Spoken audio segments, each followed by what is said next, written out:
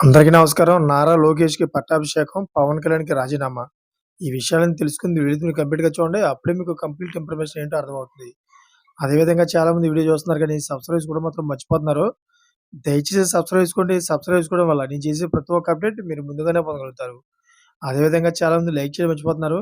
దయచేసి లైక్ చేయండి. లైక్ చేయడం వల్ల ఈ ఇన్ఫర్మేషన్ మనం చాలా మందికి రీచ్ అవ్వగలుగుతాం. ఇంకా లేట్ చేయకుండా వీడియోలోకి వెళ్ళిపోదాం.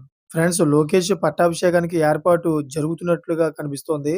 ఆయన యాక్టింగ్ సీఎంగా, సూడో సీఎంగా వ్యవహరిస్తున్నట్లు ప్రభుత్వంలో కనిపిస్తోంది. ఐఏఎస్, ఐపీఎస్, టీడీపీ నాయకులకు ఇదే తెలుస్తోంది. కానీ బయట నుంచి డిప్యూటీ సీఎంగా పవన్ కళ్యాణ్ ఉన్నారు. అన్ని ఇష్యూస్‌ను ఇండిపెండెంట్‌గా అడ్రెస్ చేస్తున్నారు. అయితే కూటమిలో భాగస్వామిగా ఉన్నప్పటికీ పార్టీ అధ్యక్షుడిగా ఉన్నాడు కాబట్టి అన్ని సమస్యలపై స్వతంత్రంగా వ్యవహరిస్తున్నారు.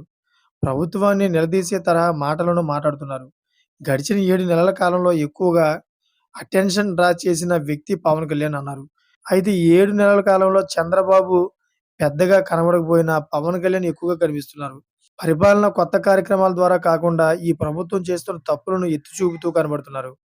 అయితే ఈ సర్కారు చేస్తున్నవి తప్పులంటూ ఆ తప్పులను సరిదిద్దడం ద్వారా కనబడుతున్నారు. పవన్ చెప్పినట్లు తప్పులను సర్కారు తన తీరును మార్చుకుంటే వస్తుంది.